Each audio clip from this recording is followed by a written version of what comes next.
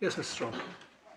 My Lord, if I may, there are five things I would like to look at, take the court to, before getting to the judgment. And just so you're aware of what they are, I'm just going to finish on the regulations. Yes. Then I'm going to look at how National Highways carried out its assessment. Then the examination, guidance from the IEMA and the Secretary of State's decision. I'll take them as quickly as I may. Yes, and I won't look at every. I mean, you trust us. We've got the general framework here. We don't need every point of detail. Just finishing on the EIA regulations, if I may. Yes. Could I take the court back to Regulation 14, page 25? Yes. Of the bundle.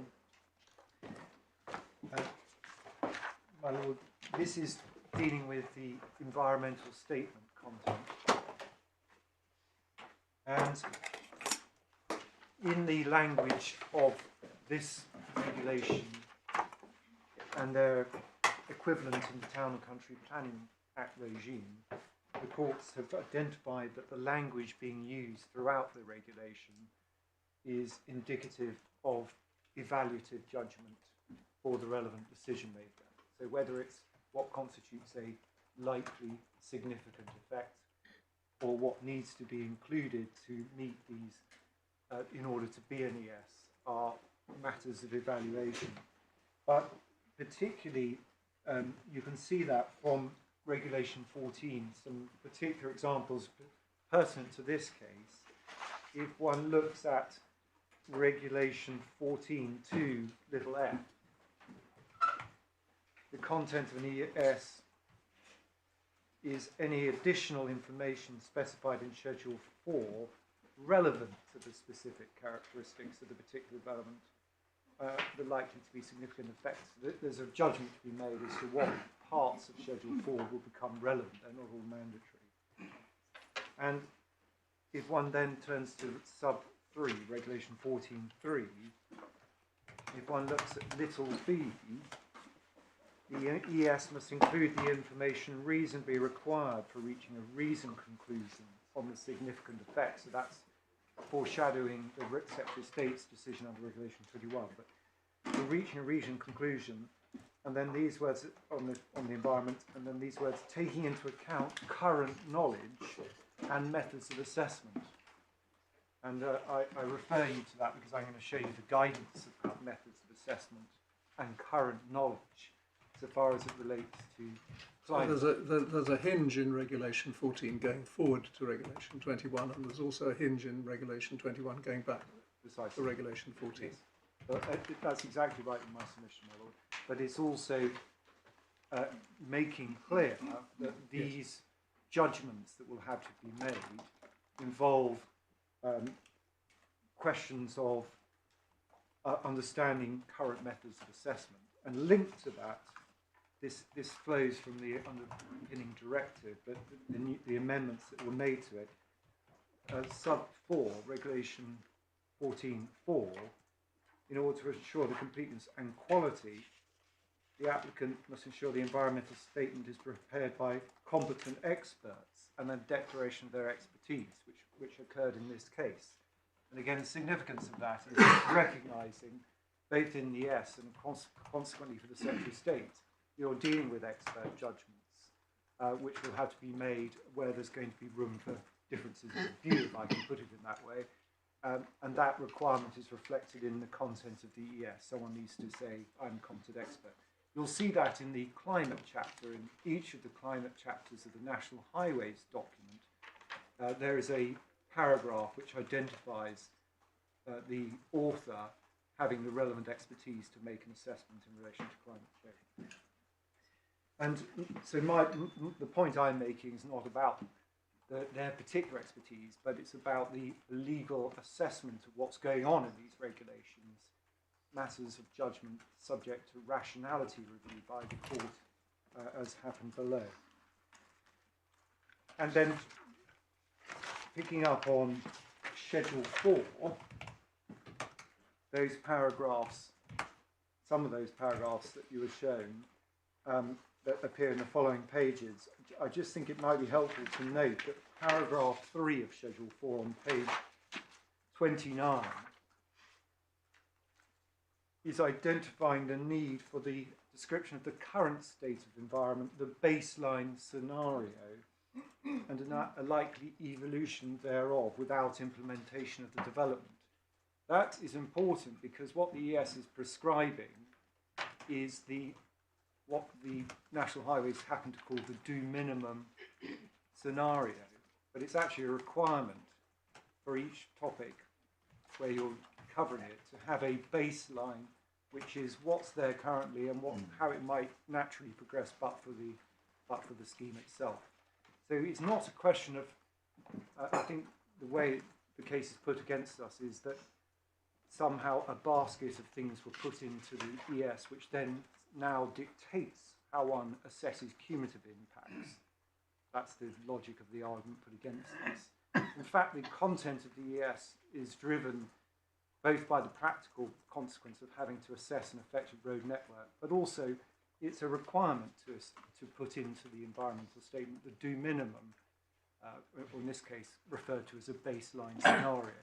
My understanding or misunderstanding of what Mr. Wolfe was submitting was that in the baseline scenario was not the baseline, but was already included the other schemes.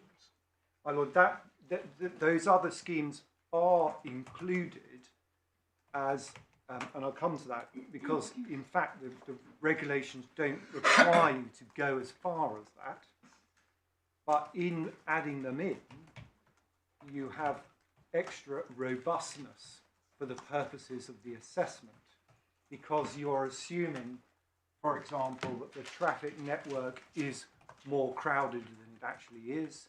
You're assuming more greenhouse gas emissions are going to occur than actually would be the case. You're assuming greater noise impacts, greater air quality. And so it's sometimes referred to as a realistic worst case scenario.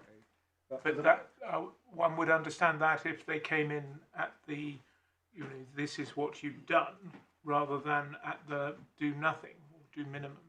Well, the do minimum, back to paragraph 3, is not just the current state of the environment, but a likely evolution thereof without implementation of the development, as far as you can assess with reasonable effort. So, for example, the concept, and we'll see this in a moment, of accumulation with existing or approved project. If you know in your baseline that a large housing scheme's been granted planning permission, but it hasn't actually yet been built, but it'll be built in a year or two, it's prudent to incorporate the effects of that into the baseline because you can reasonably see it's coming forward. And it would be artificial not to, because the development you're considering will come on stream when that development may well have been constructed. And if you haven't included it in your baseline, you may have ignored the effects or ignored the true effects, additional effects of the scheme. So there's no criticism, as I understand it, my lord, of inclusion of, in the baseline scenario, of the additional schemes that were on the table. The criticism that we're facing is that one then had to take the cumulative greenhouse gas emissions simply from those schemes to do a further calculation for the purposes of climate and greenhouse gas emissions. And that, my submission, takes one into a very different territory of whether that's rational or logical. Should we say it's not? But nothing in this regulation requires one to do that exercise. By contrast, it does require you to consider, for the baseline scenario, how that baseline may move in the forthcoming years. I mean, given the fact that one is required, or it's certainly legitimate, to take evolution into account in the baseline scenario, I mean, speaking for myself, I find do minimum a slightly unhelpful label. It suggests a rather over-minimalist approach to what you're actually doing. And where do these labels come from? Do minimum? I mean, they're unfamiliar to me, I'm ashamed to say, but do minimum and do something. I believe, I'm not sure if they come from any other document. I know that they're expressed in the Design Manual for Roads and Bridges, which is a technical document used by the Department for Transport, I believe, or at least National Highways side of it, to describe baselines and then adding. So they're well understood by people who understand these things. Yes. That's the issue. They're terms which have perhaps, whether for good or ill, have acquired a certain level of familiarity. I can see that sort of trade jargon, but I mean, they're not terms of art, though, is that right? Or, no, my lord. The term of what they're reflecting, in effect, is what I've identified in paragraph 3. And if it's helpful, one has to think of the do minimum label in conjunction with the do something. Yes. Because the something is your scheme, so you're adding the something to the do minimum. It's do minimum is trying to express status quo, but recognising it's not exactly status quo because it's status quo plus natural evolution from other projects. Right. Yes. So that's perhaps why they alighted on that term. But that's the explanation. that's kind of dynamic status quo, if you like. A dynamic status quo. And could I then to put that together with this concept of existing and approved projects. If one turns to paragraph 5 of Schedule 4 on page 31, This is all the descriptions that have to be given. yes, well, I say they have Five. to be given. Each regulation is something that has to appear, and this is the 5th. Yes, there's one qualification to that, my lord. Is when one looks at that earlier part of Regulation 14, it is actually qualified in the sense you don't have to have everything in Schedule 4. It's whatever in Schedule 4 is reasonably required. Right. So there's an exercise of judgment, but it doesn't particularly matter for the present purpose. But my lord, looking here, with particular focus on 5E, the accumulation of effects with other existing and or approved projects. And in fact, as is discussed in the Goisa case by Mr. Justice Holgate, and I don't necessarily need to turn it up, existing and or approved projects on the face of it is either dealing with things which are currently there or which have received approval, i.e. you know they're going to go ahead, hence the word approved. But in fact, as a matter of, in this case and in other cases, this, in my submission, adds to that further level of robustness. Even though those other projects, including the A47, haven't been approved, they've been incorporated, considerations been incorporated on the basis that they may well be approved. So there isn't actually certainty that they are going to be.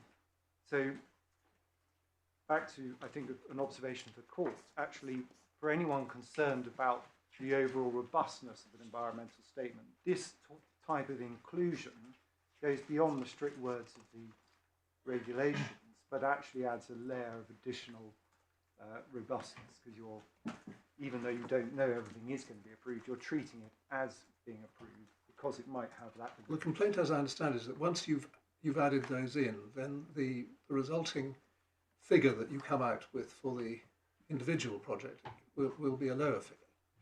Well, sorry, that will be. Once you've added them in, Yes. you say, one way of looking at it, the one you commend, is that it makes it's a layer of robustness, as you put it, to make sure these things aren't forgotten about. Yes. But the necessary corollary of that is it means that the fractional figure that you, or the percentage figure that you get for the individual SOLAS project, as it's been described, will be a smaller figure. My lord, well, that's not in my submission for this reason.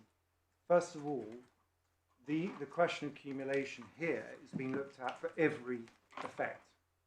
So it's just dealing with the requirements generally. And so if you, depends what topic you're looking at, but if you're looking at, say, traffic impacts of development, where you add in projects which haven't yet been approved but might be approved into the traffic environment, you're assuming a level of congestion around roundabouts to which your traffic is then adding and maybe creating a problem, which is highly robust, because in fact some of these schemes may not occur. But you're seeking to look at it in a realistic worst case scenario. What happens if all these things occur? In the context of climate change, which is the particular criticism, one then needs to carry out the exercise of thinking about how best to deal with cumulative effects from climate change, bearing in mind the nature of the receptor. I'm sorry to use the jargon. And that's precisely what the Secretary of State does in this case, because rather than say, well, it's the same sort of considerations, traffic or noise or air quality, the receptor is not local, not regional, not even national, actually, it's global. How do I then properly consider GHG emissions in that context? And the Secretary of State explains, and I'll come back to it in a moment, the most robust way of doing that is by looking at the carbon budgets, because the carbon budgets are taking all projects that, however they're consented or not, in the future, there will be a cap and must necessarily be a limit on how the emissions they generate. And just to illustrate that a little bit further, if I may, existing and or approved projects here doesn't say road projects or equivalent projects. There's no basis in principle for treating climate change emissions as limited to a particular sector.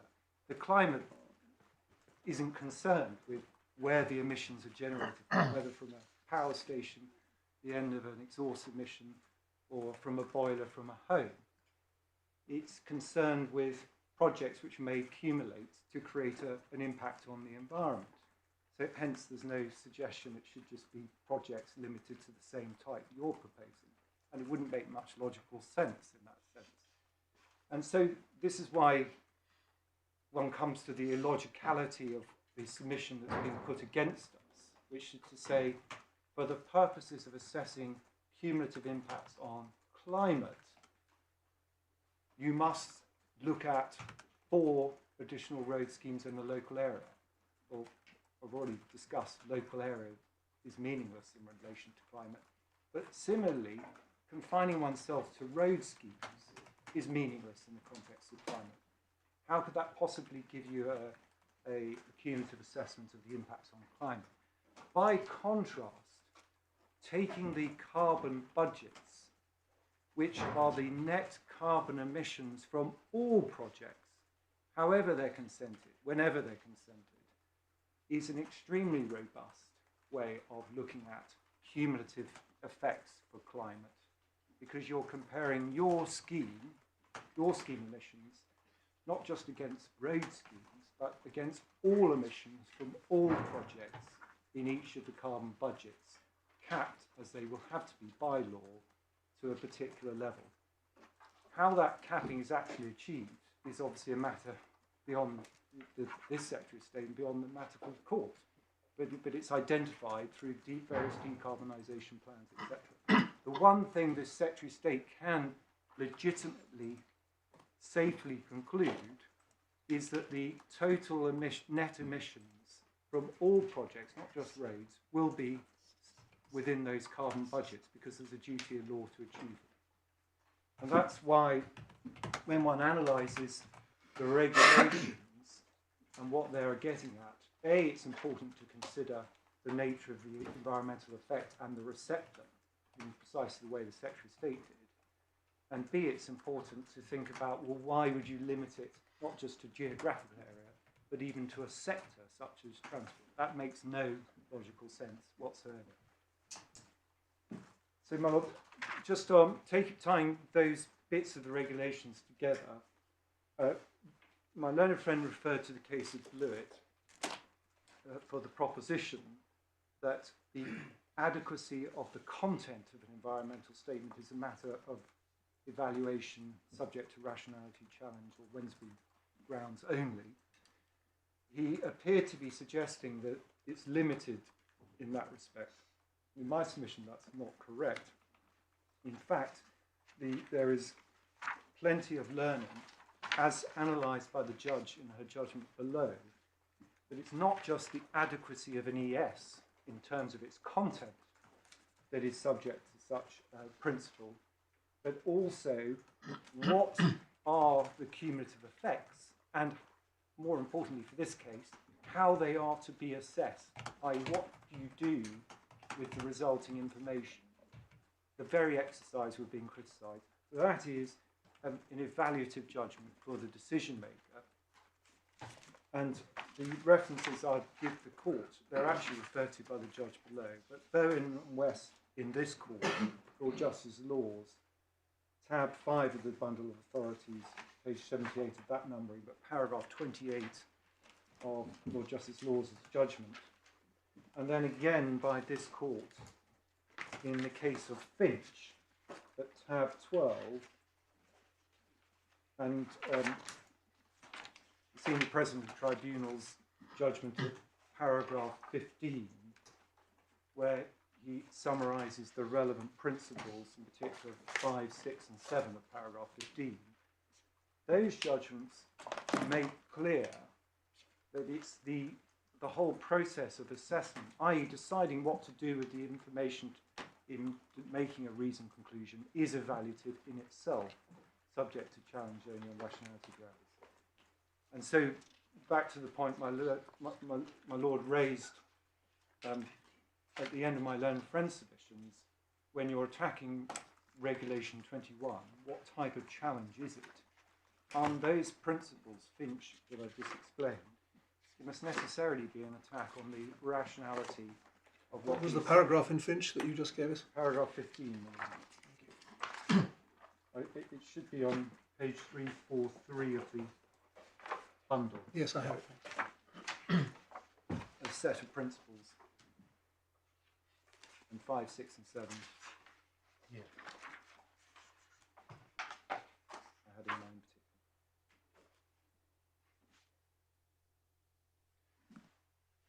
Yes. So in that context, sorry, I should.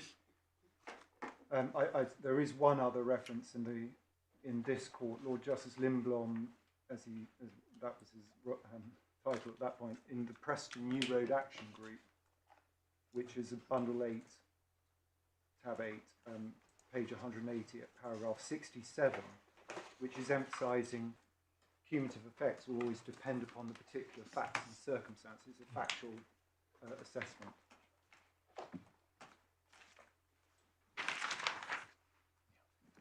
It's with those principles in mind, I just want to turn to what then was before the Secretary of State and how the process was followed. And I said the first thing I was just going to touch on was the way National Highways assessed it in their environmental statement. Your Lordships have been taken to the environmental statement for Scheme 2. They're slightly different tabulations of the way the information is presented, but it's essentially the same. In Scheme 2, I had Scheme 1, but in Scheme 2, you've been taken to the identification of the do minimum and do something approach. What I've sought to identify for the Lordships is that is a product, a necessary product of an affected road network having to be established in order to understand what traffic is going to pass down your dual carriageway. You can't create or establish emissions from a scheme without actually establishing the baseline scenario by reference to a traffic model, and then calculating the additional traffic flows that will result from your scheme. So there is a logic in having a calculation of do minimum in order to arrive at do something and then work out by that subtraction what the effects are of the particular scheme in terms of GHG emissions. There's no greater significance to it than that. And the reason I make that submission is that, of course, the way Mr. Wolf has put his case is to say, well, National Highways, and he also says Secretary of State, chose what the affected road network were, they chose to include the other A47 schemes. And therefore, when it comes to the cumulative assessment, they have necessarily to do an assessment of calculating percentage against the carbon budgets. Answer, obviously not. That's not the function of identifying the do minimum, do something scenario of itself in that way. And secondly, it doesn't deal with the Secretary of State's careful consideration of whether that exercise would add anything to the picture which is meaningful to assessing the effect on climate, as I'll show you. But that's how the environmental statement is compiled. And the industry guidance that I think National Highways use, you do actually have in the bundle, which is that extract from the design manual for roads and bridges, which is in the, I think it's in the, I've lost my reference, but apologies. Yes, it's in tab 5 of the supplementary bundle, page 317. I'm afraid it looks as well a technical document by its description. It's called LA114, but it's an extract from a much bigger manual. But it sets out a particular approach to going about environmental assessment, which stems from this need to have a traffic model for various purposes. And I haven't done the exercise of checking, but I suspect that's where the do minimum label features. Yes, I'm told it is. So that's where that's the at least a source for where it pops up. Of course, my submissions aren't to the effect, well, because it's in a design manual, it must be lawful. I'm just seeking to explain that the environmental statement approach that's been followed is doing more than just tackling climate, but it's setting out, particularly section 14.4, which you'll find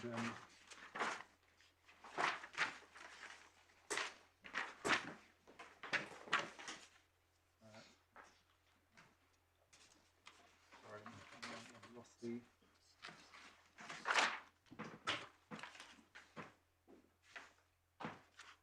references. I might have to come back to that. My learned friend may be able to help about the design manual, but it's setting out in the design manual the type of environmental statement approach that National Highways generally follow and did follow in each of these three schemes. Secondly, having established what's in the environmental statement, I come to the question of the examination of the environmental statement as part of that continuing process. And the examination begins, of course, with the formal examination by the examining authority in a development consent order process. And thinking of Regulation 5 and, of course, Regulation 21, that examination process is doing precisely what the regulations suggest, namely having the environmental statement published, people can comment on it and make observations about the content of it and what they think, which additional information may be required or not. And of course, Dr. Boswell's contentions that there was a need to go further for cumulative assessment were in evidence before the examination. He took the opportunity to pursue those points, and each of the examining authorities in their respective reports dealt squarely with that contention and rejected it for the reasons I'll come to. I had alighted on the first examining authorities report. I don't know if it matters which one I used. They've got slightly different reasoning, but broadly speaking, they accept National Highways' response as to why they didn't think it necessary to do what Dr. Boswell was asking. And that's contained in this supplementary bundle, for the first examination report, it's page 56. They all follow similar formats, but the examining authority deals with main issues in the examination on page 66, section 4. Climate change is identified as one of them, 4.1.1 on page 66, the supplementary bundle. And then they come to that as a topic, or the examining authority reports on that as a topic. That's section 4.13 on page 77. And rather like an inspector reporting in a not conventional planning case, they report the applicant's approach first, which begins at page 78, 4.13.6. How's the applicant gone about this assessment? And then issues arising during the examination, page 80, 4.13.17. And you can see there that Dr. Boswell's criticisms, part of that consultation process, are identified. And my lords will see 4.13, 18, 19 and 20 begins to address why the examining authority did not accept all of the criticisms. And pausing there for a moment, it's certainly not the case that Dr. Boswell was putting the case in the way that's now being suggested, as simply take the do minimum and do something and then do a calculation against the carbon budgets. To the contrary, there was a whole question raised about what should be included in terms of additional projects. And you saw a reference, I think a moment ago, or before the lunch adjournment, to one of Dr. Boswell's submissions, which occurs in Examining Authority Report 2. He was arguing that all 12 A47 schemes should be included, and not just that, all 100 schemes for the strategic road network, which is identified in Road Investment Strategy 2, which is effectively broadly speaking, the government's investment strategy for road improvements. They have a broad programme for the nation. The reason I emphasise that is that it just exposes the artificiality of this exercise. On what basis is it now being suggested one would confine cumulative impact assessment simply to the local area? And indeed, what basis, logically, is one confining it to road schemes, if you're thinking of your receptor?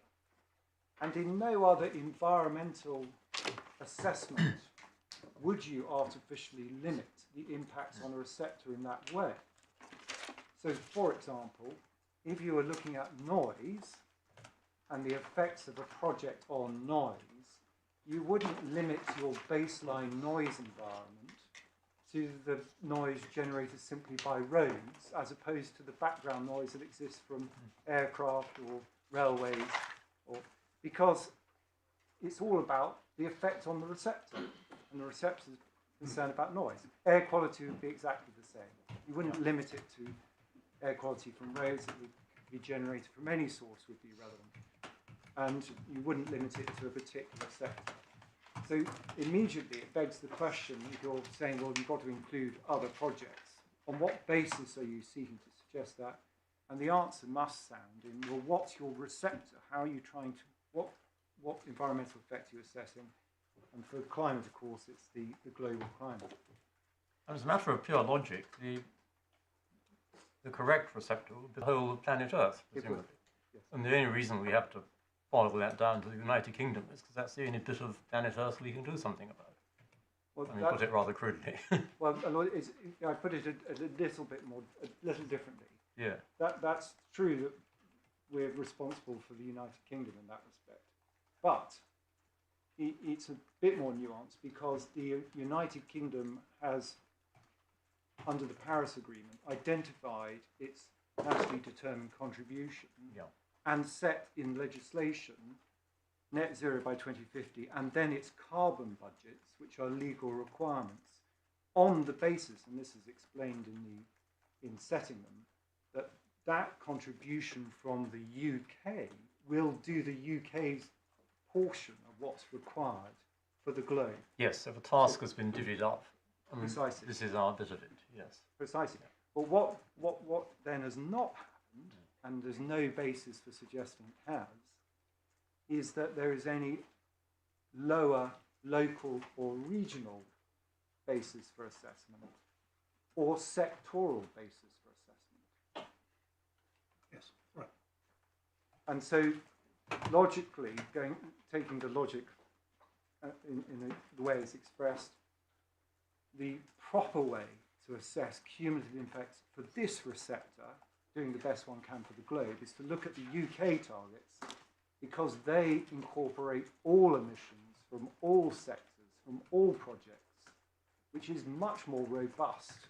Yes, well, I think you've got this. Sorry, than taking the road. So that's the examining authority's approach, is to examine Dr. Boswell's contentions, and in the passages which follow in the examining authority, the examining authority explains why they reject that approach. Can I then, I won't do the same exercise is repeated elsewhere. The next stage, just before I get to the Secretary of State's decision, would just simply refer you to the guidance, the IEMA guidance, which I said I would.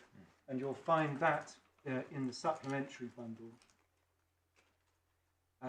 at page 282. And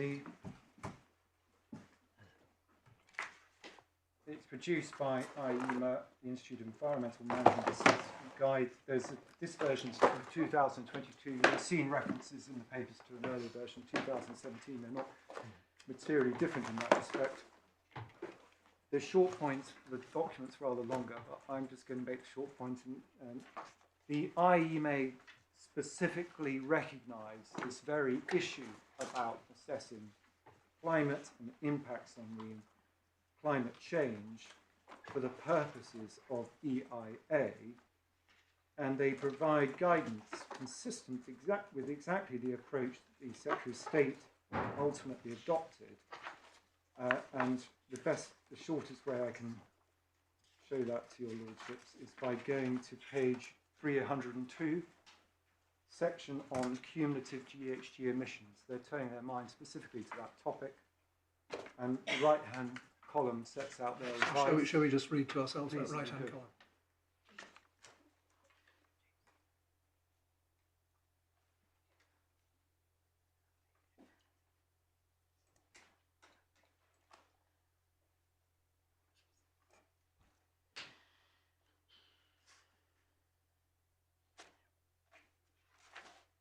It's a penultimate paragraph of particular importance. Oh, second and third last paragraph. Yes. And so that penultimate paragraph, advocating against the approach, now promulgated as being said to be the only rational approach, but you see how difficult that proposition is, but explaining why it's not a logical approach. And then, of course, if they're local targets, then there's another way of doing it. But in this case, as is now accepted and there's no challenge, there is no criticism of assessing or purporting to assess against local or regional targets. They don't exist here. And there are, of course, recognised limitations of assessing against carbon budgets, which are expressed in the, just pick it up at page 308. The IEMA come back to the concept of contextualising a project's carbon footprint at section 6.4, and they then identify, of course, in terms of that contextualisation, professional judgments, what's required, how you go about it, emphasising the national carbon budgets, and identifying that if they're local or sectoral targets, you can use those. None of those exist for the application of this case. And all of this chimes with what I showed you, Your Lordships, earlier in the regulations themselves about current knowledge and methods of assessment. Well, one of the points about this seems to be made in the third paragraph under 6.4. And this is subject to discussion earlier on. At the end, the starting point is therefore percentage contribution to the national carbon budget as advised.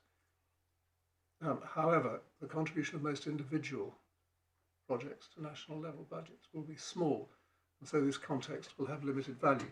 And that's really what this is about, isn't it? Is that by holding to something that the appears the general consensus view is about what can robustly be done to consider the effect of an individual project, you may get, in the end, data of limited value because the figures will be so small. And it's really that, as I understand it, Dr. Boswell is trying to push against, whether by thinking of smaller units of areas in which local budgets could be created, or by suggesting that there's a legal obligation to treat the figures differently. But I mean, in the end, it's not as if the solution which we are applying at the moment, in this case, for example, is tremendously illuminating, because the figures are so small in relation to almost every planning project. My Lord, yes.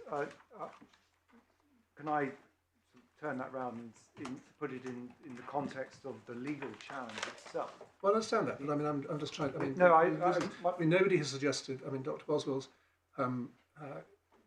propositions have very largely commanded respect, and they've certainly promoted a great deal of thought about what should be done about this important matter.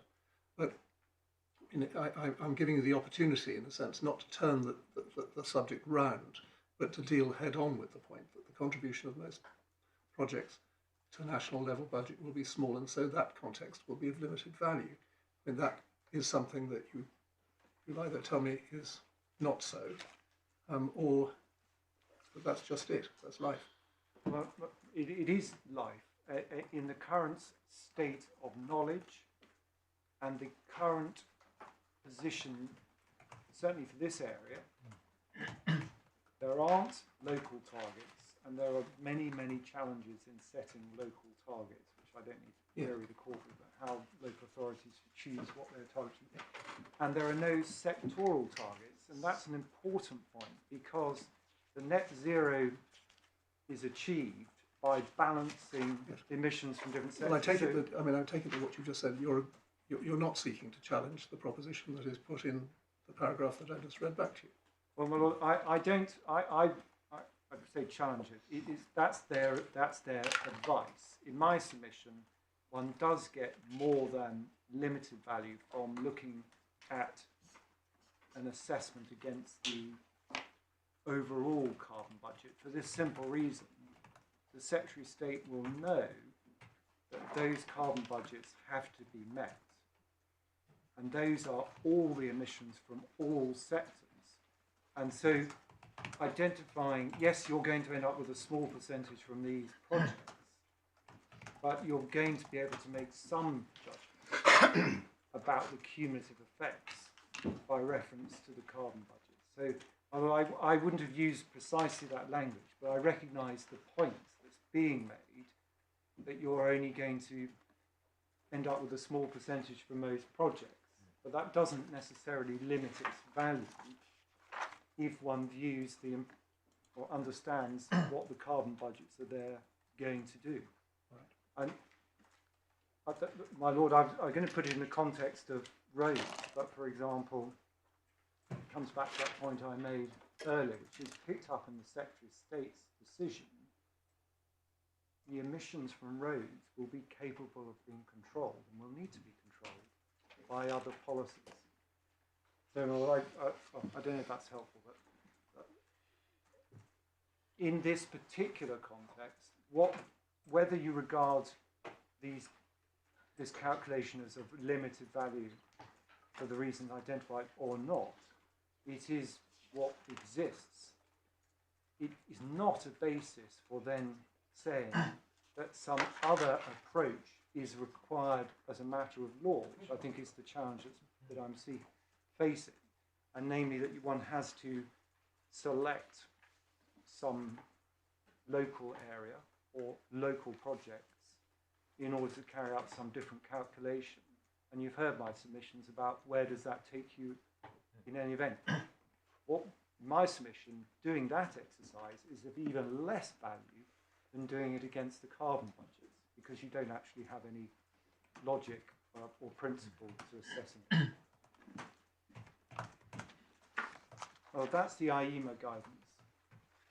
And then, importantly, we come to the Secretary of State's decisions.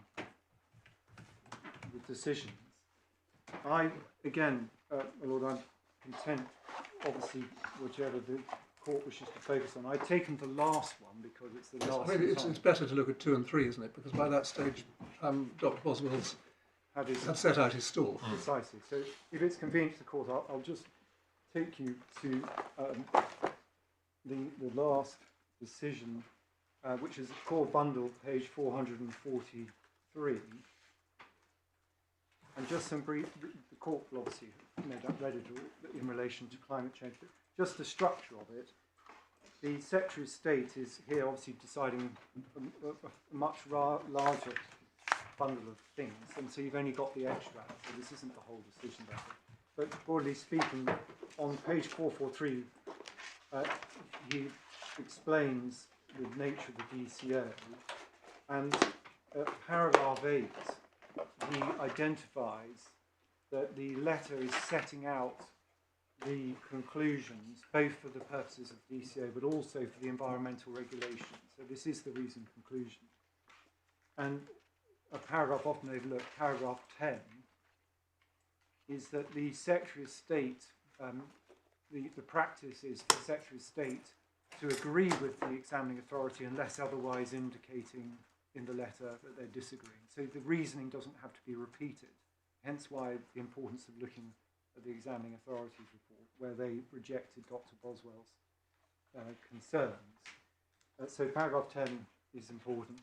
And then when we get to the climate change assessment, that comes in this letter at paragraph 80 on page 450.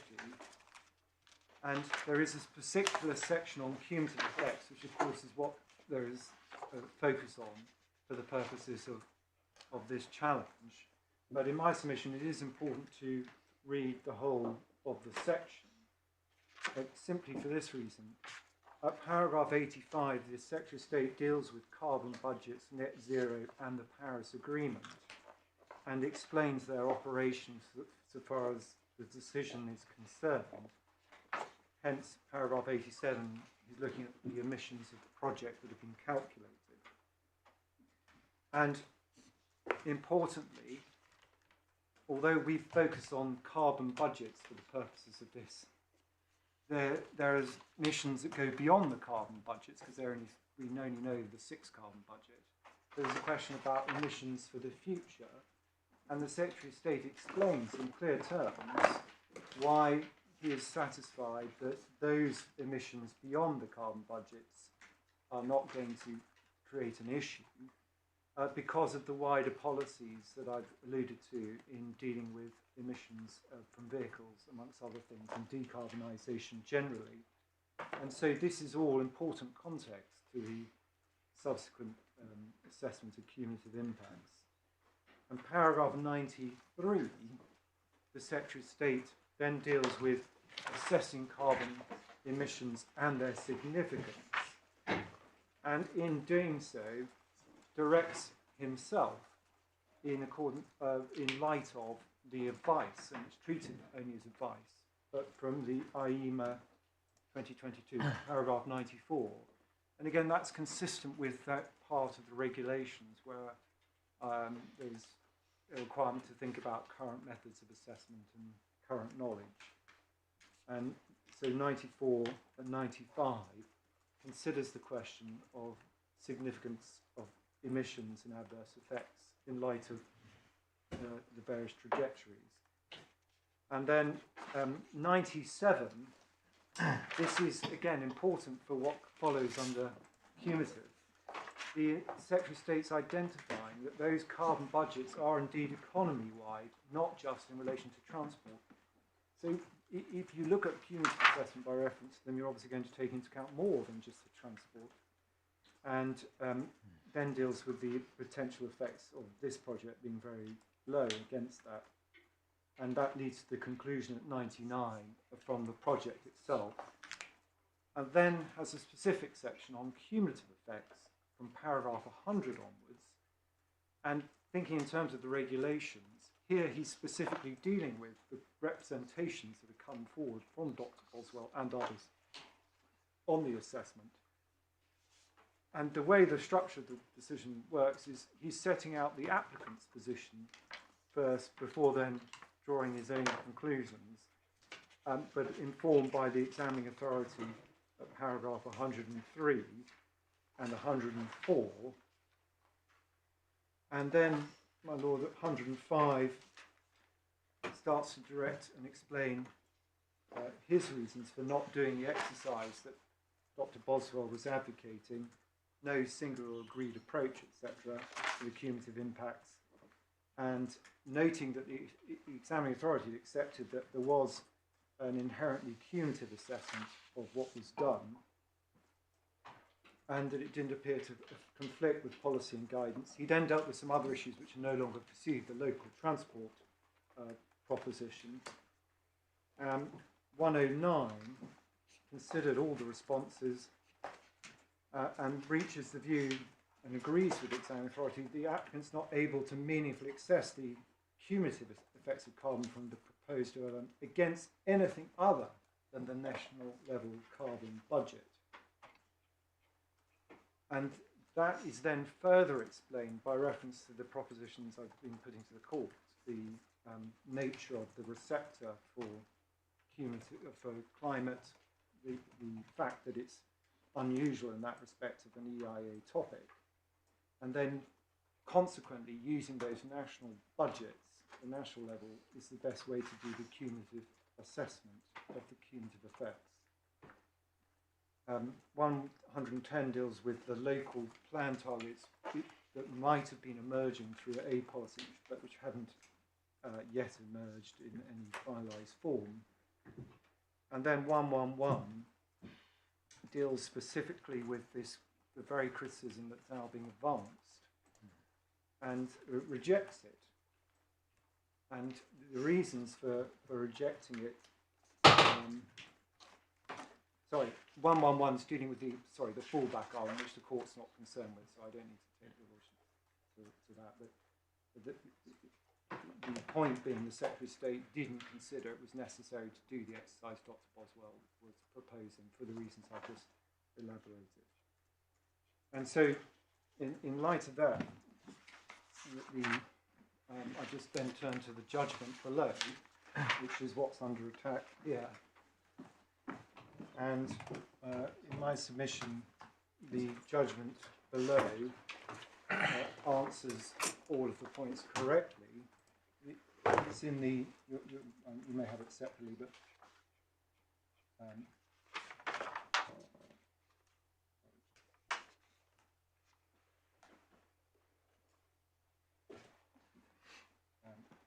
page of it begins at page 79. Yes. And my learned friend took you to paragraph 6. It'd be self-evident, but that is a summary of the much more detailed reasoning that follows. And my learned friend says the crunch in his submission is at 6 Roman numeral 3. And I think this is really what the case boils down to. He complains about the judge's conclusion. The figure produced for cumulative was not, however, assessed for significance against the UK's national carbon budgets. This was a matter of evaluative judgment for the Secretary of State.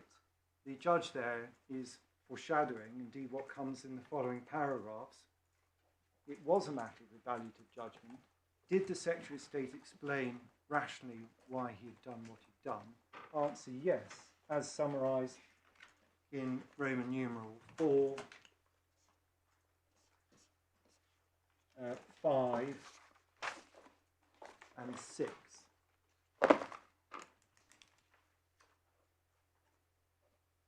And Roman numeral 7 deals with Dr. Boswell's alternative. Those conclusions are elaborated, obviously, in much greater detail in the judgment. See paragraphs 41 and following. And I'm not going to take the court through them, but they, in my submission, correctly identify the state of the law. What is an issue is an evaluative judgment by the Secretary of State. The Secretary of State explained in response to Dr. Boswell why it was not appropriate to do what he'd done, what not necessary, and the judge correctly identified in assessing the rationality of that. This was a matter on which experts had advised, including the Institute, about this very issue, and there is no basis for criticism of it. Indeed, the alternative approach being suggested has its own irrationality or illogicality of the type that I've already identified. Now, in those submissions, in light of those submissions, I'm very happy to go to more detail in the judgment. But in answer to the challenge, I would submit there is no basis for allowing this appeal, unless I can assist the court further. Thank you very much, Mr. Strong. Yes, Mr. Taylor. Lords, I adopt the submissions of my own friend, Mr. Strong. I've got one or two points that I hope will assist in terms of the factual background, and then I'll just try and, as briefly as I can, just summarise the key submissions that I have to make. The first factual point relates to the relationship between the schemes. Each of the three schemes before the court was promoted as a separate DCO. They are all separate applications for DCOs. There is nothing linking them in terms of mechanics. The National Highways can build 1, 2, or 3 as it chooses, and so there is there's no requirement for all three to come forward. If one had been refused, the other two could still come forward, and so on. So, whilst this phrase "related" has been bandied around, they're not actually related in any mechanical sense as having to all come forward together. That's the first point. And so, when we look at how they've been treated in the assessment process, in my submission, they've been addressed in each of the various assessment processes for robustness' sake, and indeed to accord with the assessment processes that my client National Highways adopts. And that takes me to the second factual element that I wanted to go to, which was just to make sure that the court has understood the assessment process and how it's geographically related and how it's conducted. You've already heard about the design manual for roads and bridges. That is a document which has a history of over 30 years now, and sets out numerous standards for road design, assessment methodologies, and the like. It is used by National Highways in England, Transport Scotland in Scotland, the Welsh Government. It's also used by the Northern Irish Department for Infrastructure, and indeed it's actually used by the Southern Irish Government as well. So all of those devolved administrations have input into its makeup and what it provides for.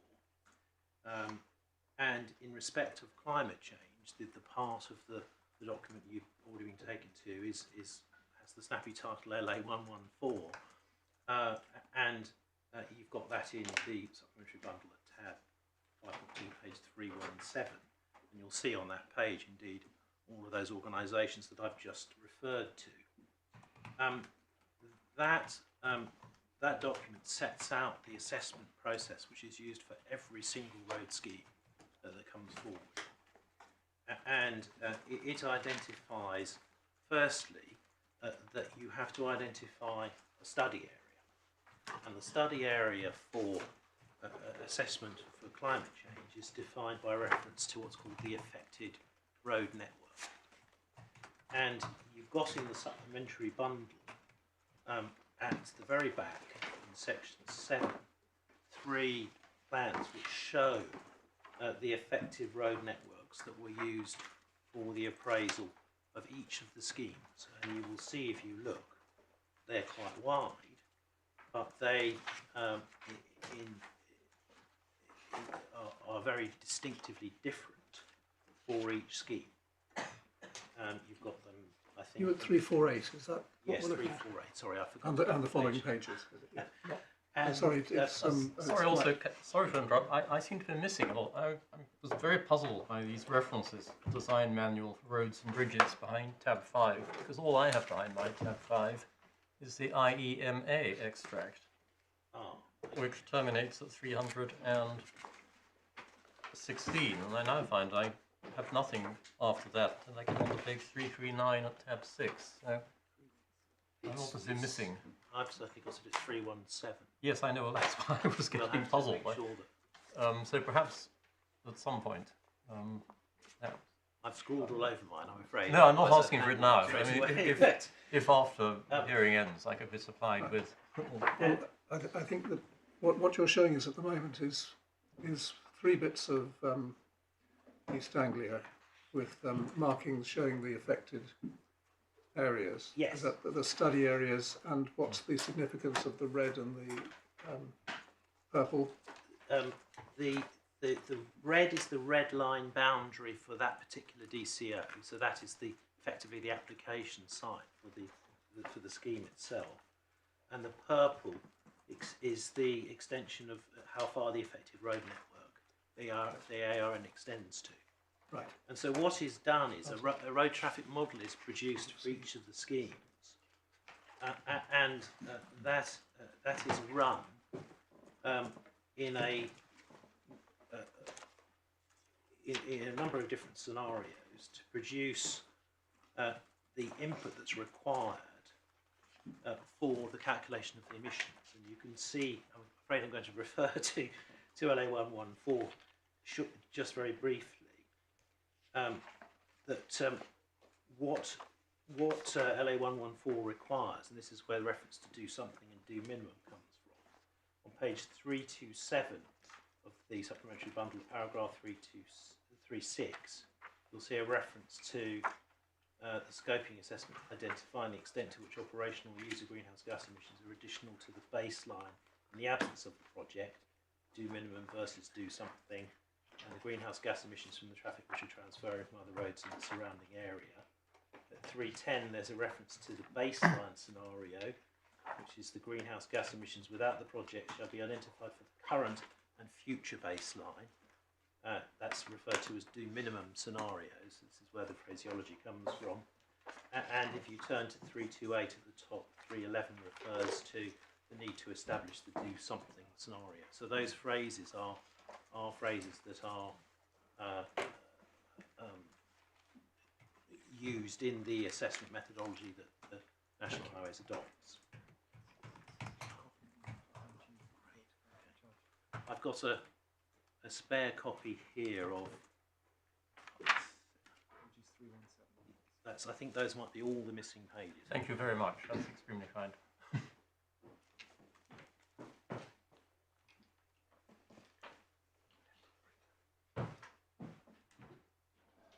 You can look at LA114 at your leisure. Some of us spend far too long looking at it. At page 329, we've got a table which sets out the sources and life cycle stages for project greenhouse gas emissions, and this identifies in the right-hand column examples of activity data. In other words, the data that one's seeking to identify for both the construction stage and the operation stage If you look at the operation stage, which is the sort of central block, on the very right-hand side, you'll see an entry that says, under examples of activity data, traffic count / speed by vehicle type for highway links. So what the model has to output is a number of vehicles, their speed, what sort of vehicle they are, for each of the highway links that's being examined.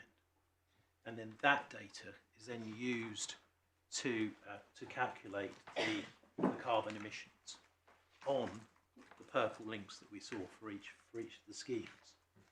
So to undertake the appraisal methodology that's undertaken, you need to establish a baseline, and it has to be a future baseline, as my learning friend's already explained.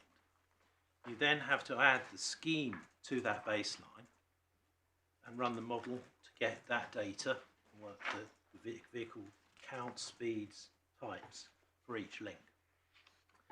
And then you can identify the total carbon output for each of those scenarios for the effective route network. So to do a broader network, for example, if one were to do the whole of the A47, you'd have to run a traffic model that assigns traffic across the whole of the A47 with all of the additional development that has to be taken into account in the future, and so on and so on and so on. It's an entirely different exercise than the exercise that was done by National Highways, and indeed that's required by LA 114. But the key point here is that the calculations that you've got of the carbon emissions are the emissions on the affected route network in each case.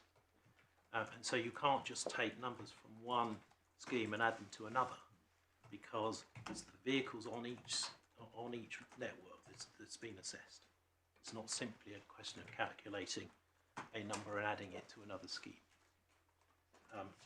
Because, of course, some vehicles travelling on the A47 will travel further than just the effective route network. They'll go on to another link further down, and so on and so on. So you've got to watch out for double counting, and that's why the model is run in the way that it is. In my submission, the judge below understood the position precisely. You've got an explanation of it, which in my submission is correct. At paragraphs 49, 50 and 51 of the judgment below, she notes in particular at 50 the forecast of future traffic taking into account the household and employment growth, as well as future developments in the area with a more than likely or near certain probability of delivery. That included the other major road schemes, including the North West Link Road and the two other road schemes in each case. So judgments were made as to what other development was more than likely or near certain to come forward, which would affect each of the ARNs that were assessed.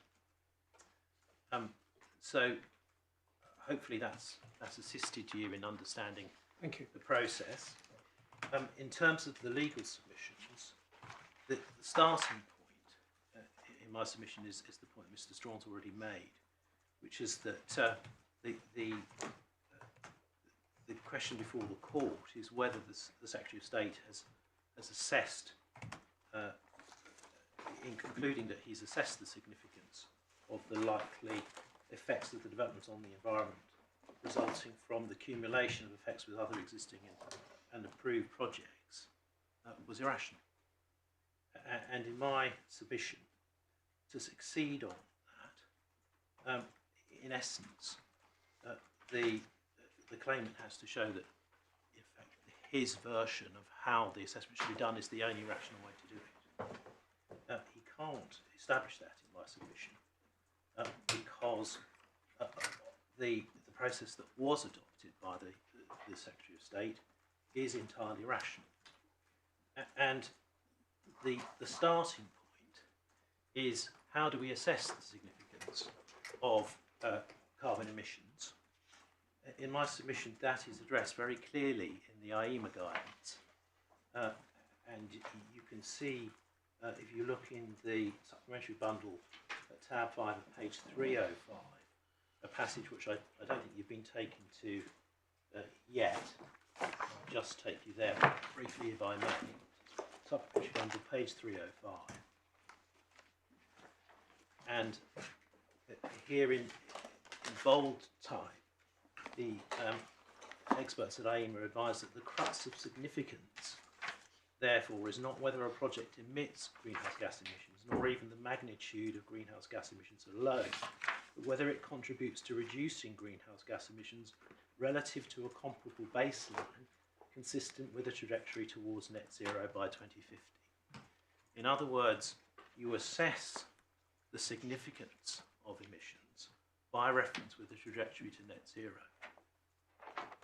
And the learned judge below addresses that point at paragraphs 66 to 67 of the judgment. Now, the only trajectory, the only adopted trajectory in the UK is that set out in the national carbon budgets. There is no other trajectory to net zero against which the assessment of significance can be undertaken. And there's been a number of people who've suggested, well, it could be calculated, but of course there are problems about rationing a national carbon emission budget for a particular period to particular parts of the country or to particular sectors, because the government has to decide whether it does it on a per capita basis, whether some regions are more important than others and need a greater amount of carbon. All those sorts of issues would come to the fore, and it hasn't been done. And so the only basis on which significance can be assessed is via a comparison with the national carbon budgets. Once that is understood, then the next question is whether the comparison of the scale of the development emissions against the national trajectory, which sets out the maximum lawfully permitted carbon emissions for the UK, assesses cumulative carbon impacts. My submission it self-evidently does, because it's an appraisal of the effect of the scheme against all the other emissions in the UK from all sectors that is lawfully permitted. And so the significance of the carbon emissions of the development has indeed been assessed, and been assessed on a rational basis, and on a basis which is plainly consistent with paragraph 5E of Schedule 4 of the EIA regulations. The flip side, of course, is that the claimant's suggestion that you should do something with the carbon budgets is, in my submission, illogical and arbitrary for the reasons that Mr. Strawn's already explained and which AIMA have set out. I won't repeat those now. And so if the problem that creates is that, of course, if the Secretary of State's approach is rejected and National Highways, for example, has to promote a road scheme, and it's got to identify some other development to accumulate with the impacts of its scheme, what does it include? No doubt they'll be coming to me to ask them as to what do we have to include for this to be a lawful assessment, and there is no rational reason why one wouldn't include, say, a scheme in Essex like the question of what are to be treated as related projects, instead of being something that is approached in a fairly relaxed way, would become absolutely critical. It would indeed, and because we're looking at cumulative effects on a national basis, it would be very difficult to identify a rational reason why one would exclude road schemes in other parts of the UK, or indeed housing schemes, or indeed power stations. One ends up very quickly having to try and draw up a list of every single potential development coming through that might have a material effect on carbon emissions, and that becomes entirely unworkable. Well, the Secretary of State is meant to have those matters in mind. Yeah. But you're saying it's not for you as a developer. to have to do that work for him or her. Indeed, but without a clear line from the legislation, or indeed as a matter of logic, it becomes entirely unworkable for a developer. In a context where we've already got a methodology that enables comparison with all of the carbon emissions that are lawfully permissible across the UK economy as a whole. In my submission, the claimant's submissions must be rejected, and indeed this appeal dismissed, unless I can help further with all the submissions. Thank you very much, Mr. Taylor. Yes, any reply, Mr. Wolf? My Lord, yes, if I may I just rearrange the furniture briefly? By all means. Take the points essentially in the order they were made, which I hope may assist in the note-taking exercise. Thank you. My Lord, Mr. Strawn starts off with the assessment against carbon budgets. He says this is the only thing you can do, and this is therefore what we have to do. And we agree with that. There's no point in this case about the principle of assessing against carbon budgets. But they are, and I'll illuminate this a bit further, they are the denominator of the evaluation, not the numerator. They are the denominator, the bottom side of the figure which leads to the percentage. Mr. Strawn describes the carbon budgets as a cap, and he describes them in words which are apt to make one think they are a factual outcome, an inevitable factual outcome. They are not an inevitable factual outcome. They are what the Secretary of State, and the government indeed, has to act to achieve in the relevant timeframes, taking into account all the exigencies of our individual behaviours and the legal and other levers at their disposal. And one of the levers is the DCO decision-making process. So that level, those carbon budgets, will only be achieved if the right decisions are made up to that point. You cannot treat them as a factual, but they are not a factual assessment of what the situation will be as a matter of, as it were, prediction. They are a desired legal consequence. Next point related to that, my Lord put to Mr. Strawn, this is slightly out of order, the proposition, well, isn't this information therefore of limited value because these are individual projects in the context of a very big number? And Mr. Strawn rightly pushed back at that and said, we don't do that. And he's right to push back at that because, and we see that in these decisions, because the Secretary of State has quite rightly focused on and evaluated the carbon impacts of these schemes individually and assessed them against carbon budgets, and his policy requires him to, and the law requires him to do, even though the result is numerically small.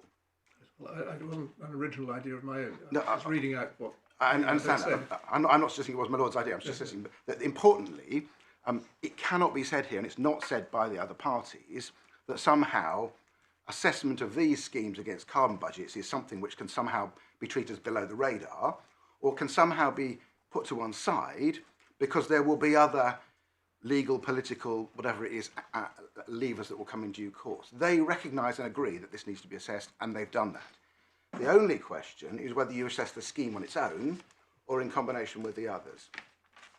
So it's not about climate change assessment simplicity, it's about the other process.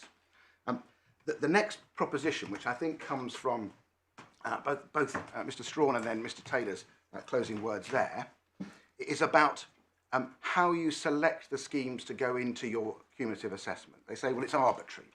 Well, the simple point here is whether it's arbitrary or not, and I don't accept that it is arbitrary, it's an exercise which is done for any cumulative assessment, and climate is no different in this regard.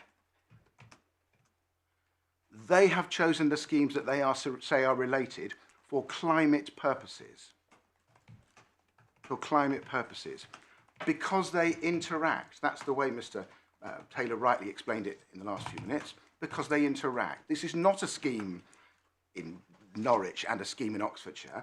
These are schemes that are sufficiently proximate on the same road that they interact. That's why they do the calculation for their traffic forecasts. It's a perfectly proper thing to do for their traffic forecasts. Because if you expand, you put an additional dual carriageway in one section of the A47, it might not impact on traffic on the Leicester section of the A47, but it potentially will impact on traffic on the other side of Norwich.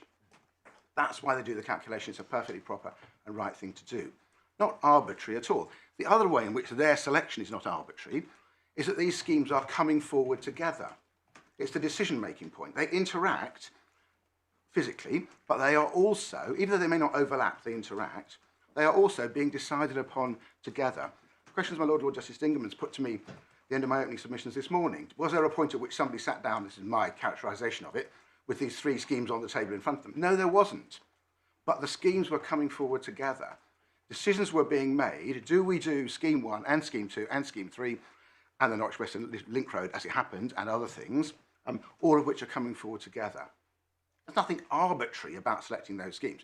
Just to remind the court, we're not saying what else had to be in the mix. We're not saying other things had to be in the mix. It's not our basket of schemes. It's their basket of schemes, National Highways, and it's the basket of schemes, let me just remind the court, that the Secretary of State signed off on. The Secretary of State signed off on it in the sense that the Secretary of State said, you've done a sufficient assessment, because I think your assessment is inherently cumulative, because it includes these schemes. It takes account of these schemes. That's the passage that I took the court to in various different places.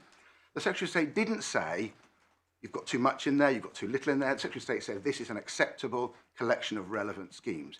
The Secretary of State proceeded on the basis that that was lawful. We don't say, Dr. Boswell said in the inquiry, maybe include others, maybe different basket. That's not part of the case before this court. He lost that argument, if you like, at an earlier stage. We don't say this was the only lawful basket of schemes, but this was the basket of schemes that they chose. The difficulty is that while they described it, description, I'll come back to that word in a moment, they didn't assess its significance. And those words are both important. Also, I've got to dry that bottle of glass of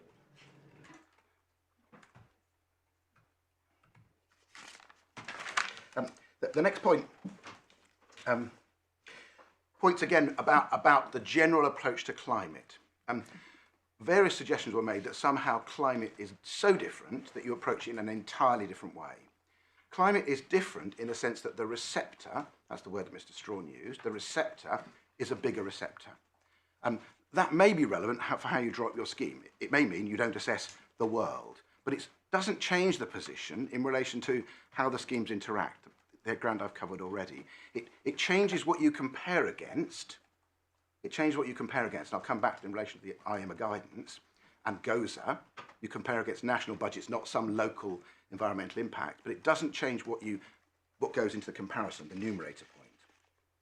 The risk of the submissions against us, is that, in effect, if they are right, you would never need to do an assessment of cumulative climate change impacts.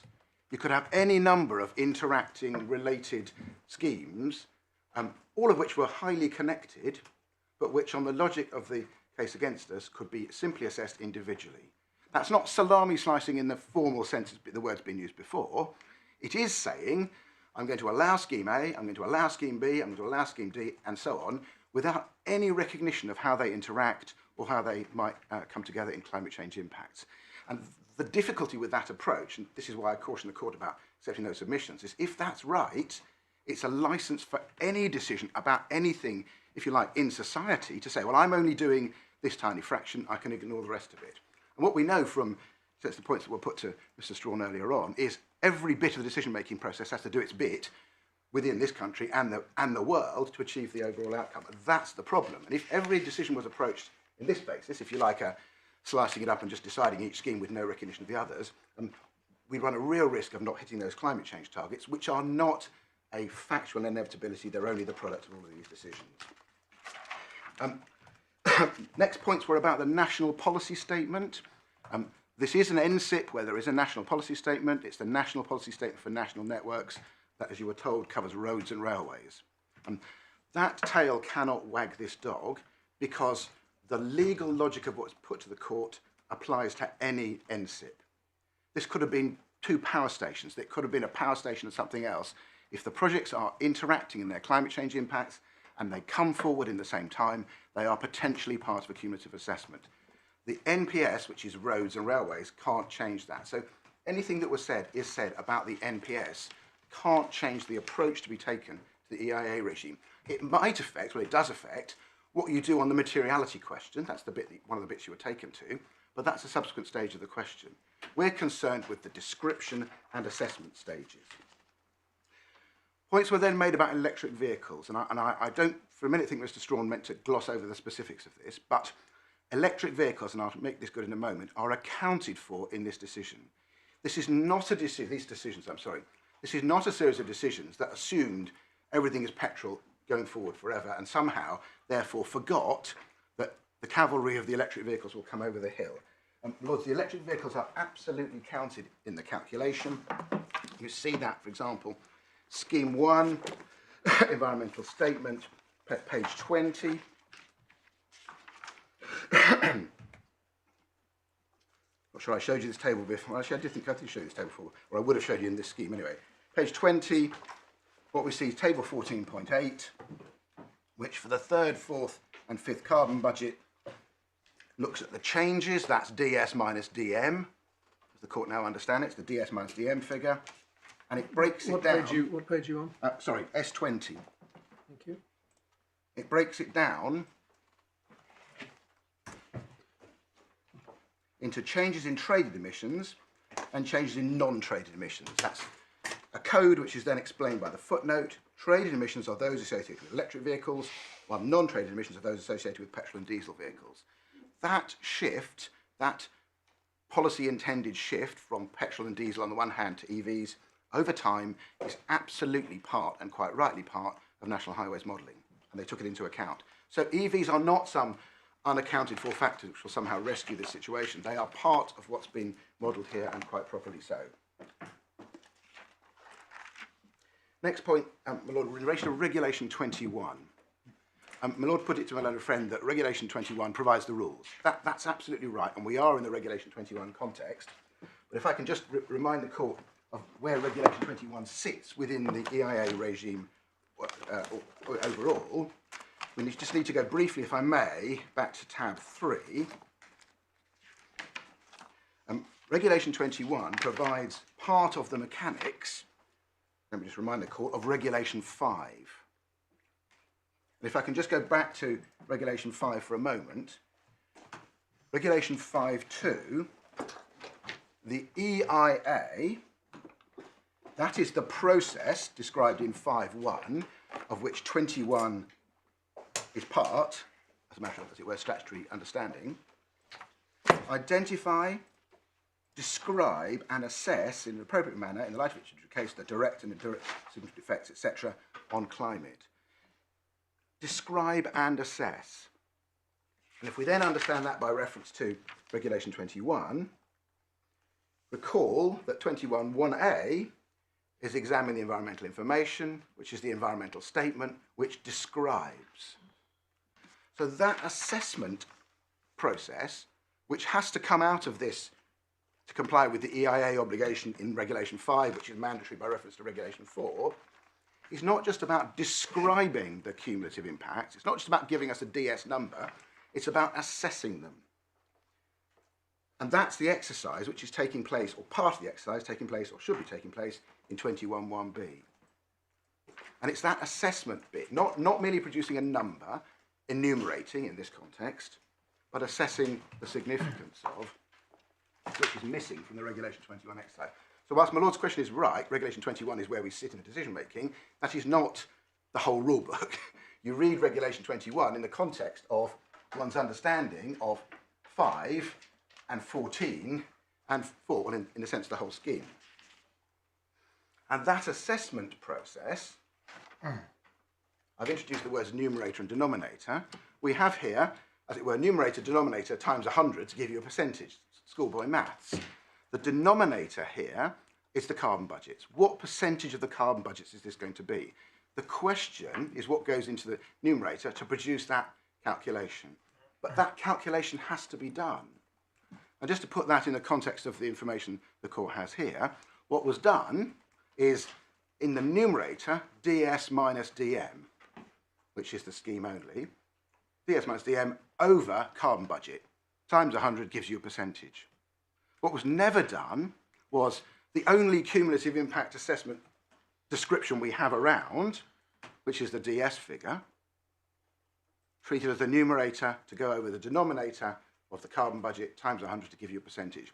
That was what was missing, other than in the fallback calculations. And that's the critical bit. What you're left with, what the Secretary of State was left with, what the court's left with, is a description and an assessment of the scheme only, and a description, but no assessment, of the cumulative impacts. Now, we are not saying that this was the only basket, just to remind the court of things in the calculation. We're not saying DS over carbon budgets was the only figure. Mr. Strawn slips into suggesting we're saying that's the only rational thing to do. Not so. We don't say that's the only rational thing to do.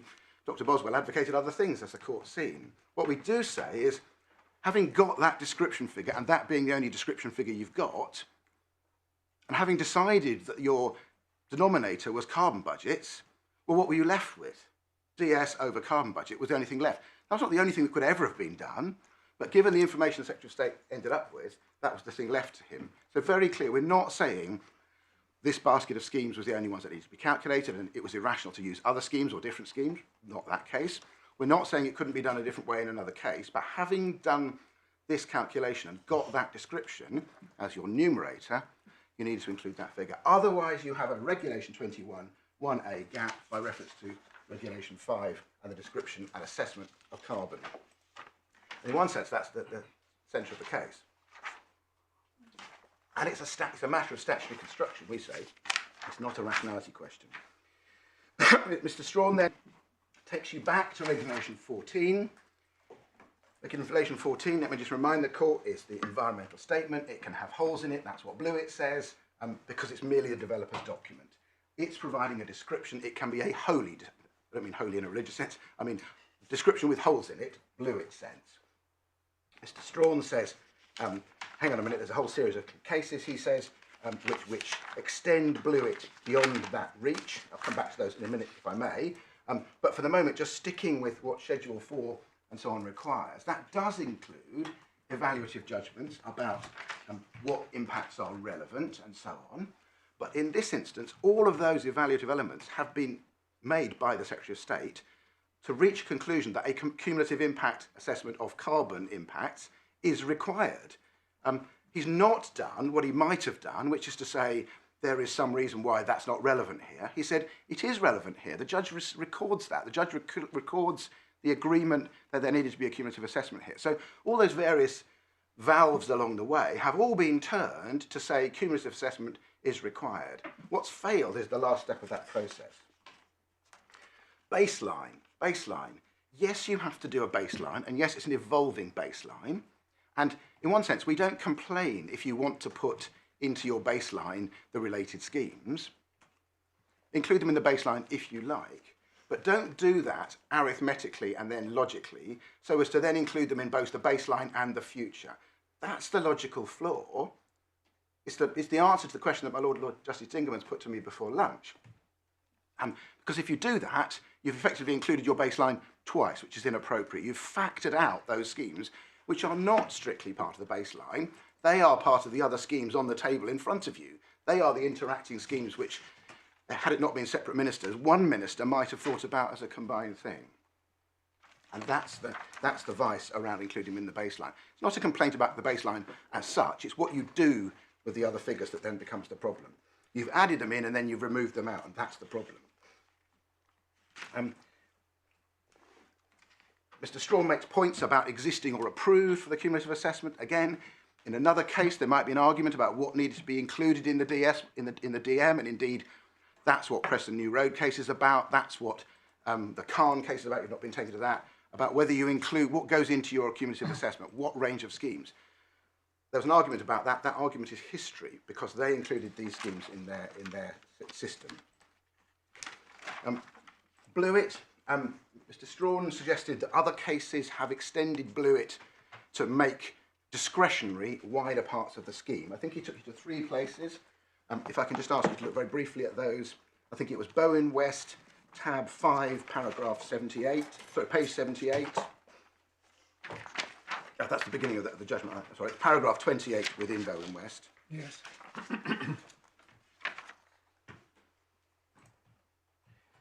Lord Justice Laws. Questions of judgment, he's talking about paragraph 28. You can look at the top of page 26. Sullivan LJ said in terms, that's a reference back to previous judgment, the answer to the question, what are the cumulative effects of development, would be a question of fact in each case, yes. It's clear also from the words of the regulation itself, quote, such information as is reasonably required and a description of the likely significant effects. Those are the words of Regulation 14. That's the content of the ES. This is still talking about the content of the ES. Likewise, Finch, you have Finch at tab 12, page 344. Mr. Strawn took it to paragraph 15. Paragraph 15 ends up with 15.7, which was part of the paragraphs he asked the court to look at, establishing what information should be included in the environmental statement, ... It's still about environmental statements. Preston New Road, last one he asked the court to look at, tab 8, page 180, paragraph 67.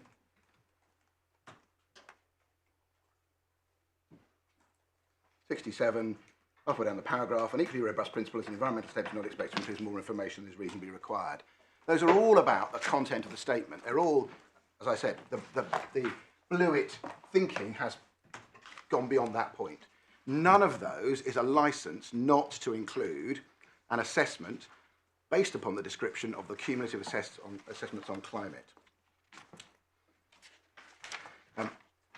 Then we get the design manual for roads. Just to remind the court, Mr. Rubin took you to this or mentioned this several times. He at one point talked about the devolved administrations. This is not devolved administrations. This is National Highways' own document. This is the developer's document. This is an entirely self-serving proposition to say, this is our internal guidance as to how we do it. They happen to develop lots of schemes. They're national road developer. They have a format for how they do it. If that's right or wrong, so be it. That's, in a sense, the problem, but it's not the basis to excuse their overall scheme. This is not some external document which gives a benchmark. I'll come back to IEMA in a moment, if I may. Then we have Mr. Strawn talked about the examination of by the examining authority, and I think he said, he was looking at scheme number 1, he said Dr. Boswell promoted other approaches to this and they were rejected. Well, they weren't rejected by the examining authority, I'll show that in a moment, but the fact that Dr. Boswell suggested other approaches, look at a wider range of schemes, look at other assessment measures, is neither here nor there now. They're not part of this claim, but just so the court has it clearly in mind, page 83, within the bundle. Supplementary or core? Supplementary, I'm sorry.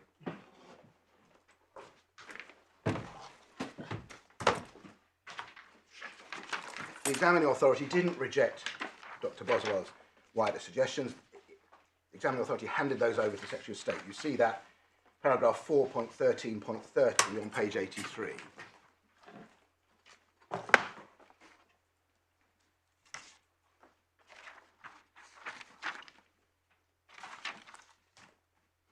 Then the IEMA guidance.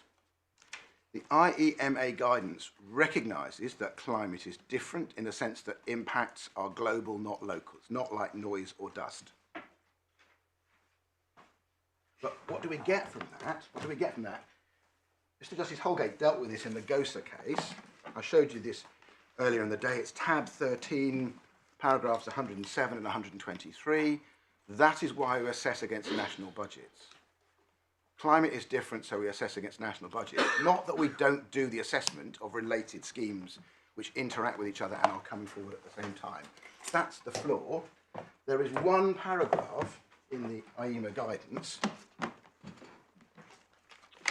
it's not even a sentence, which might be taken, I don't mean to be rude to them, page 302, which says, cumulative assessment of projects should in general not be individually assessed. Now, and it's not even a sentence, I won't even try and read it out because I don't think it's coherent. But whatever they say in generally should be the position, we here have some interacting road schemes coming forward at the same time. There may be many other situations where you come to a different view on what should be treated as the cumulative impacts for that basket of calculations. In general, would allow for that possibility. That is not a paragraph which says you don't assess, both describe and assess the significance of the cumulative impact of schemes in this kind of situation. That's not a get out of jail free card. And if it were to be treated as a get out of jail free card for roads, it would apply equally to other schemes, and it would be, which it's not, a licence to never assess cumulative carbon impacts. And down that road, effectively, the NSIP regime would collapse in its treatment of carbon. That's the difficulty with the submissions against us. In terms of what the Secretary of State does, you've seen the way in the decision letters in which the Secretary of State came up and were looked at and accepted the percentage figure for the scheme only. You've seen the way, Mr. Strawn has shown you this again, the way in which the Secretary of State accepted, because it was inherently cumulative, the assessment approach that was undertaken. It was inherently cumulative in each case and therefore reasonable, so said the Secretary of State, because it took account of the other schemes, but the court now understands what that means. We say not a question of reasonableness, question of law.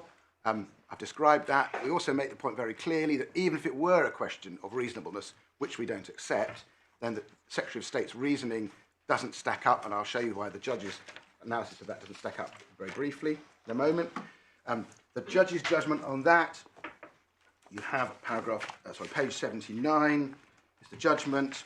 Mr. Strawn rightly said the judge focuses in on this, paragraphs 3, 4, 5 and 6, subs of 6 on page 82. The reasoning is in 4, 5 and 6. 4, this is page 82 of the bundle, sorry if I took that too quickly. There is no single prescribed approach. Well, that's not a reason not to do it at all. Secondly, the approach differs from others because carbon impacts are not geographically limited. Well, it differs in that you compare against carbon budgets. It doesn't change the assessment regime. And then the appropriate basis for assessing was to compare with UK national carbon budgets. We agree. That's not a reason not to. That's just about how you go about doing it. I think you're rather repeating your own submissions rather than responding. Well, I'm responding to what Mr. Strawn identified the judge's reasons in there. Yes. And I'm perhaps reminding the court of why they aren't proper reasons. Apologies if that's repeating. That's Mr. Strawn. Mr. Taylor, just very briefly, because I think I picked these up. Mr. Taylor's at pains to show you the plans. What the plans show is that the ARNs for each of the areas don't overlap. Where does that take one? What is recognised is that they interact. That's why they're part of the DS-DM calculations. It's not being said include a scheme in Oxfordshire in the DS and DM. It's recognised that they interact, so they're part of the calculation. That's the geographical boundary. There's nothing irrational about that. It could have been done in different ways, and so on. But it was done that way for these schemes. Lord, I think that's it, subject to anything else I've called from behind. Lords, unless I can assist the court further, we say that's why this appeal should be Thank you very much, Mr. Wolf. Very well. Thank you all for the interesting submissions and your participation today. We'll take some time to consider the matter and let you have our decision as soon as we can. The process that will be followed is the usual one, namely that the judgments will be handed down in draft to those who are authorised to receive it, so that any corrections can be made that would be be better made, and a draft order can be prepared, please, that reflects our decision. If you have any disagreement over the draft order, we'll decide that in writing in the normal way, rather than troubling you to return, and the judgments will be posted on the website on the day which is scheduled for hand down. Thank you all. All rise if you're able to.